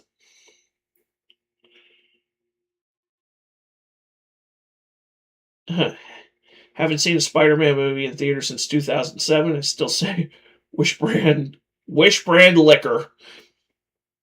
You're not wrong. Peace out, my brothers. Excuse me while I rip this out. What's good in the hood? Just hold it down, trying to take care of business. Keep it up. I'm a The funniest thing about that clip is not the fact that Vince McMahon said the N-word live on TV. It's the fact that immediately after he said it, he walks. He goes to walk past John Cena, and standing right there is Booker T. They stare at each other for like 2 seconds, and then Vince just keeps right on walking like nothing happened. Ving Rhames from Dawn of the Dead remake. Look at ass. You're fired. No chance. Shut up, put out here. No chance. You don't screw with me, Hogan. I screw with you. No chance. And boy, did I ever screw him, huh? No chance. I screwed Hogan royally. No chance. Oh, no chance. If you're not Caucasian, Then leave. No. He says, as Jonathan Coachman, an African American, is standing right next to him in the ring. Mark Henry. No chance. I don't make the rules around here, okay? No chance. You're literally the boss. You're the chairman of the board. Get the hell out of here! No chance. Damn it, party! No chance. From the kingdom of heaven, please welcome God. He's coming in. Remember what I was saying about McMahonism? There was a match where Vince and Shane, it was supposed to be a tag team match, Vince and Shane versus Shawn Michaels and God. This was after Shawn Michaels had become a born-again Christian, and it's supposed to be a tag team match. They even had a little spotlight for God coming down to the ring. It was just a 2-on-1 handicap match. Addison Rae's dad behavior type shit. Oh my god, that's actually pretty accurate. You will worship me. He's coming in. Do not covet thy neighbor's wife. Unless she's really hot. He's coming in. Normal. You might have some support from this audience, but 95% of them are idiots. No chance. Deep down, there's this part of your soul that's rotten. No chance. Rotten to the core. No chance. No chance. I had soiled myself. That fetid feces. Stephanie just may take a ride on the whole tag. No chance. Are you ready for some wrestling? No chance. Oh. By the way, the Ho Train, that was... So there was a guy that they had called the Godfather, and his entire gimmick was that he was a pimp.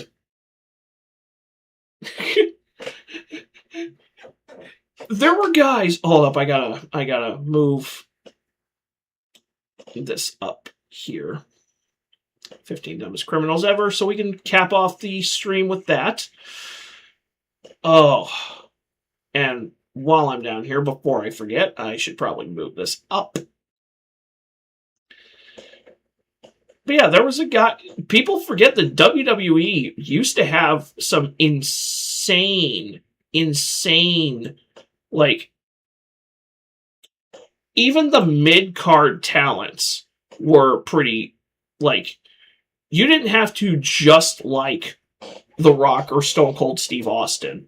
Because you had Goldust, whose whole gimmick was Hollywood perversion. You had Big Boss Man, who was a corrections officer. You had Steve Blackman, who was a martial artist. Ken Shamrock, who was a mixed martial artist. You know, you had Gangrel, who was a vampire. Literally a vampire gimmick. Dude, Gangrel was insane.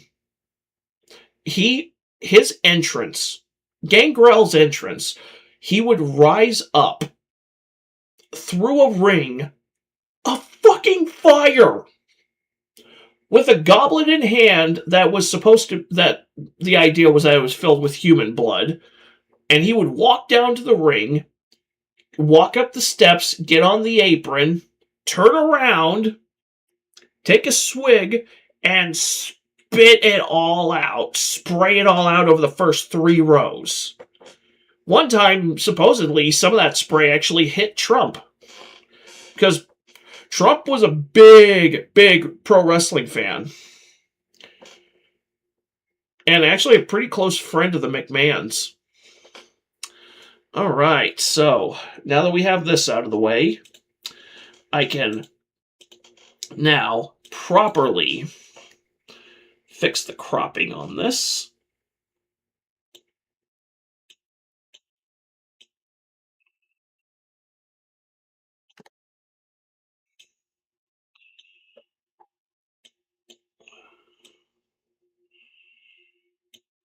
There's a robot chicken bit. where an obvious SLJ parody of Godzilla looks at young Godzilla and says, "My lizard! My lizard!" Nice. Oh. So now. Danger Dolan. From criminals that send their victims a Facebook request to guys that forge money in the shape of $1 million bill, we count 15 of the lamest criminals ever to infect society with their ineptitude. Number 15. A guy casually walking down the street finds a bike chained to a tree. Now you'd imagine... What in the AI generated hell is this? It almost could be AI generated. He then says, "King Kong ain't got shit on me," and gets hit by King Kong in the background with a handful of shit. Oh, okay, that's beautiful. Would have been funnier if it was supposed to sound like Denzel Washington's character from Training Day, because that's literally is a line that he has in Training Day. He's like, "King Kong ain't got shit on me." Ooh. Years before he... Imagine if he wanted to steal the bike, that he would... I mean, Robot Chicken came out after Training Day, so... Just cut off the chain with cable cutters, right? Nope. In the middle of the busy street, this guy takes out his axe and decides to cut down the tree in front of dozens of people. The whole time he was getting heckled, some people pushing him around. But he was determined, and after 7 minutes, the tree fell. But people chased him away before he could steal the bike. Number 14. A pole... What? My ninja.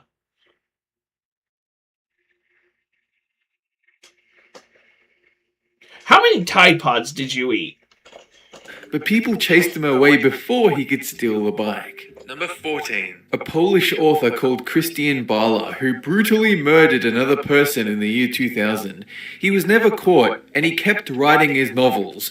3 years after the murder, he wrote a book called Amok, in which he describes a very similar murder to the one he actually committed. A reader tipped off the police. They discovered several links to the real case. Christian was caught out and sentenced 25 years simply because he couldn't keep a very basic secret. But at least his book sales skyrocketed. Number 13. An 18-year-old robber in Chicago. If you're going to commit a crime, don't detail it in a book. But that's what happens. Stupid people go out and they commit a crime, they get away with it for a little while, and then they can't help themselves. They gotta talk about it. They gotta brag about it. I don't understand it. Are you dumb? What? Are you stupid? What? Couple fries short of a Happy Meal. What? Couple cans short of a six-pack. What? Couple balloons short of a pity party. What? Don't leave a mark either, exactly. But at least his book sales skyrocketed. Number 13. An 18-year-old robber in Chicago tried to rob this muffler shop, but when he busted in armed to the teeth demanding money, he heard something no robber ever wants to hear. The money was in the safe, and the only person who could get into the safe was the manager, who wasn't there. Instead of, cutting his losses, this guy does the unthinkable thing. He writes down his phone number, hands it to the employees, and tells them to ring him back when they have the money. The instant he walked out of the door, the employees called the police, they rang the robber, and had him walk straight back into the shop, only to get slapped with handcuffs. Number 12. You know where this is going? Yeah. Mm-hmm. I've seen a lot of stories similar to this one. Why? Why would you even think that they wouldn't call the cops? Are you just that bafflingly retarded? Is your IQ that low?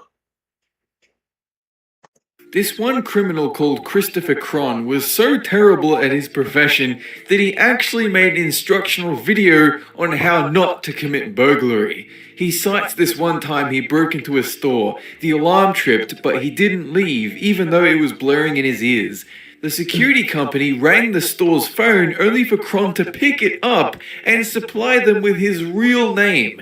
Even after all this, all he stole was a couple of beer bottles, to which he returned to the store a day later and was recognized by everyone that worked there. He was arrested on the spot. Number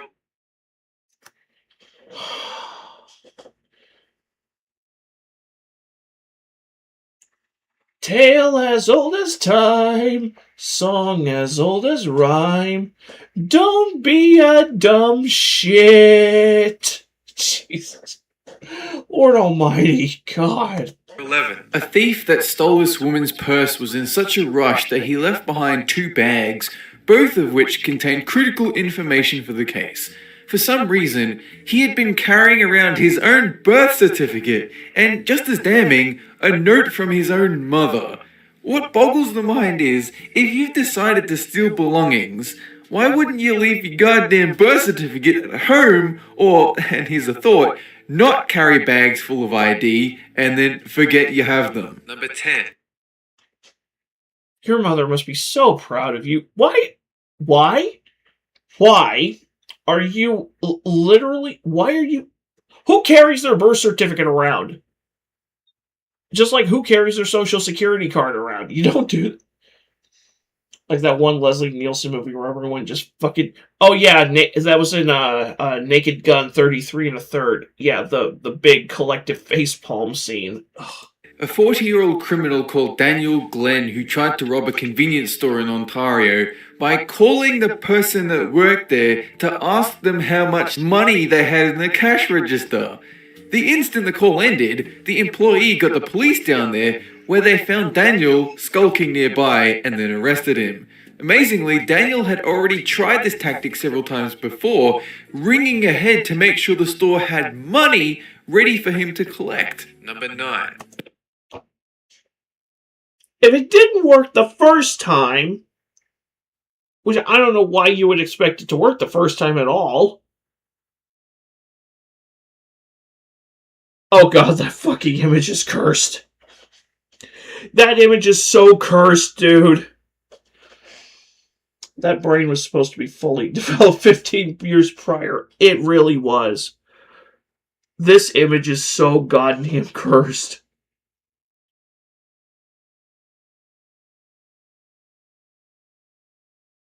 Oh.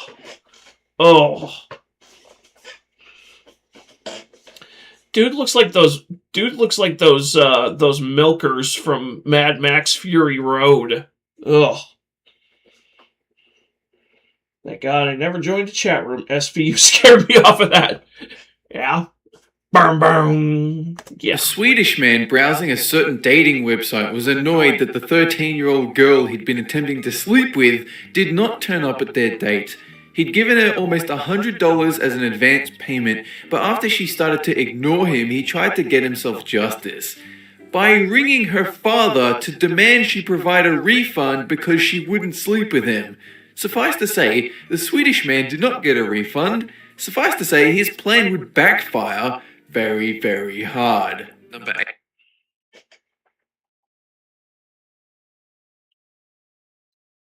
I thought it was the Austin Powers zombie from the RE trailer. Oh.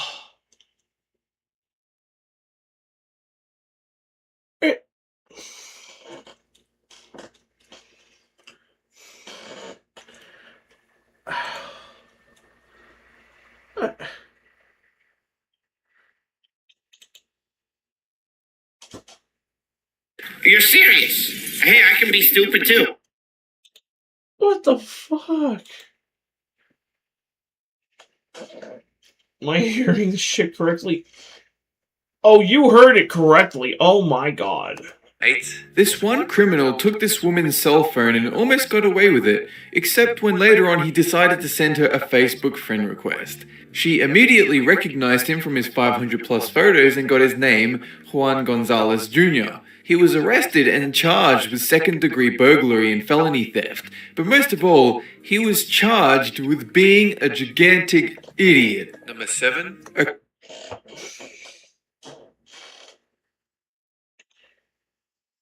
That's as stupid as stealing people's shit from their house and then holding a yard sale so you can sell everything back to them. Oh god, we're gonna see at least one of those on here, aren't we? A criminal called Darren Kimpton tried to break into a house. Then he cut himself on some glass and in doing so left blood at the crime scene. Later that day he tried to break into another place, only to accidentally find himself in a house filled with police officers. The cops were there investigating an unrelated burglary when they caught Darren attempting to force his way into the house. When he realized how screwed he was, he tried to make a run for it, but they quickly subdued him. Number 6. Good job.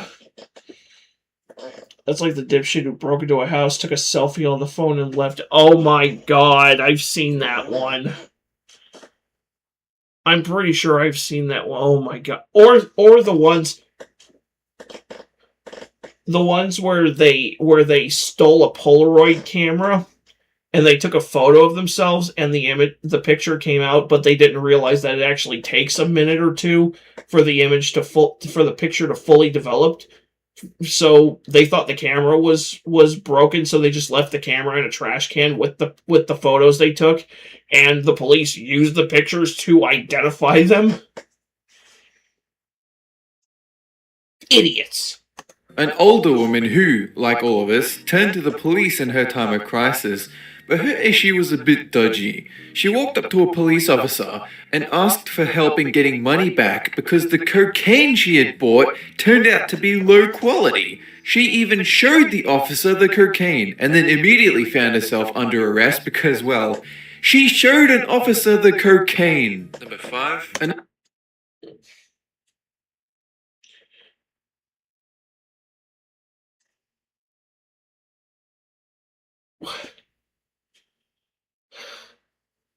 Hey officer, I bought this gun from a guy in the back alley, but I need your help in getting my money back. He gave it to me with no serial number, and it doesn't, the slide doesn't rack properly. Wait, so you purchased a stolen firearm? Oh, well, bing, bing, bing, bing, bing, bing, bing, bad boys, what you gonna do when the Sheriff John Brown come for you? I got the soda. Nice. Another story about an old woman, but this one reaching 95 years old, and although she was confined to a wheelchair, she still managed to keep a burglar from breaking in. It was 3 a.m. when this woman heard glass break near her front door, so she picked up a screwdriver and stabbed the hand reaching through the window again and again while calling for help. Police arrived and found the burglar passed out on her front porch, bleeding from multiple stab wounds. Number 4. This one guy... Go Granny. Go Granny. Don't fuck with Granny. She is 95 years old. She is living on borrowed time. Every day she wakes up is a gift from God, and she's going to enjoy it while she can. Oh, do not fuck with Granny. Out on her front porch, bleeding from multiple stab wounds. Number 4. This one guy, Derek Mosley, walked into a gun store wielding a baseball bat and tried to steal a gun. Tried to steal a gun from a gun store with a baseball bat. He smashed the glass display case and attempted to take one of the firearms, but things didn't quite go right for him. Suffice to say, the store's owner laughed, pulled out a gun, and kept Derek in his crosshairs until the police could arrive to arrest him. What did you think was gonna happen, you leaning tower retard? Use her time to get into mischief. I think the one old lady was holding an MP40 in that one picture. It looked like an MP40. What did you think was going to happen? You're trying to rob a gun store? What makes you think that none of the employees are carrying? What makes you think none of the employees are strapped? Did your mother allow you to drink bleach when you were a child? 3. One older guy called Michael Anthony Fuller, who had the balls to create his own counterfeit money, didn't realize that subtlety is key when he made a visit to Walmart to cash in $1 million bill. For his $500 purchase, he asked for $999,000 in change, to which the police were called in. They spent a good deal of time staring in disbelief at this ludicrous $1 million bill before they slapped him with an attempt to obtain goods under false pretense. I'm done with this fucking planet. Yeah, I don't want to live on this planet anymore.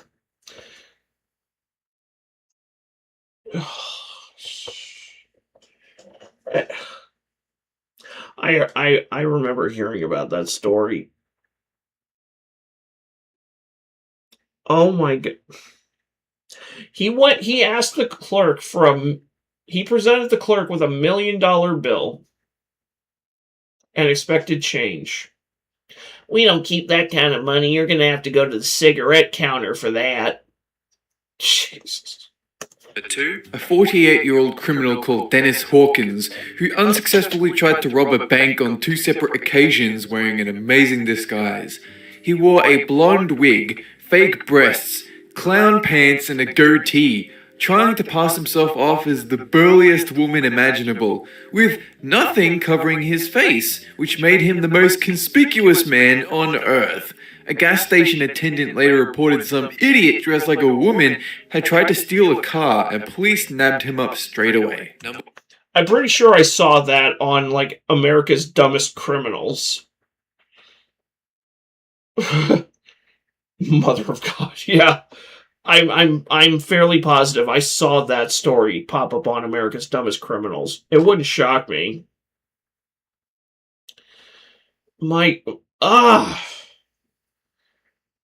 At least you know what? That's why they typically wear masks.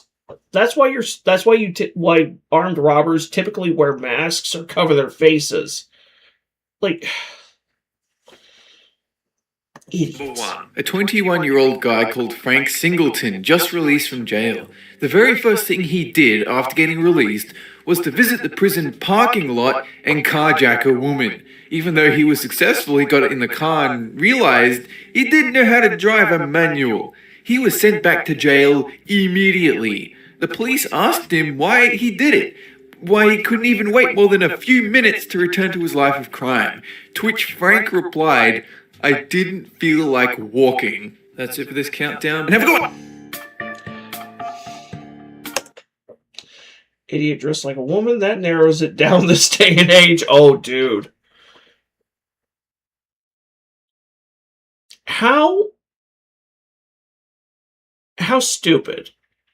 How many times were you dropped on your head as a child to where you think it's a good idea to get out of jail and then immediately attempt to and then just right outside the jail in full view of the jail? You have to assume they have cameras all over the place. You couldn't wait until you got out of the parking lot?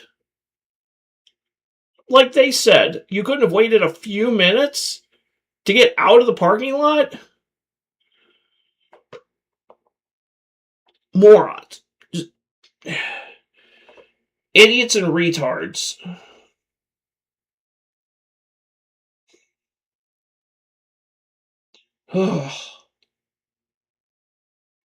Jesus. Like, bruh, really? For sure. Alright, what was that last one you sent me? Okay. And I had a boy about the same age as me turn to me and say, "Oh, what happened to your face?" And I looked him dead in the eye and I said, and I had a boy.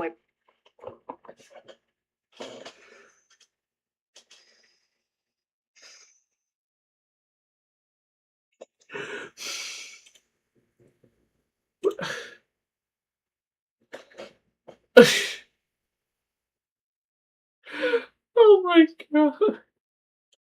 Where's there it is.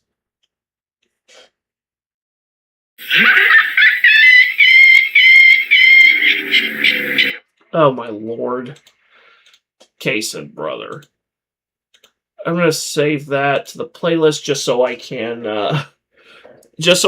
I can put it in the description box for later. But thank you for sharing that. And thank you for the Danger Dolan for sharing the Danger Dolan video. That face is foobar. That face is so foobar. Well, it is about 8 o'clock my time, so I am gonna sign off for the night. Gonna sign off for the week. Kason, you sent me a suggestion for Bottom of the Bin over Discord. If you want to do that next week, which I should be available, I should be available for both days next week. If you wanna, if we want to do that 4-hour Bottom of the Bin video, I'm not going to say what it is, but I would be down for that. I've not had dinner yet, so I'm just going to sign off for the evening. I appreciate you guys for stopping by and enjoying my reactions. Sending important details in a minute. Okay, that's cool. But I appreciate y'all for stopping by. I'm gonna go make a sandwich or something, and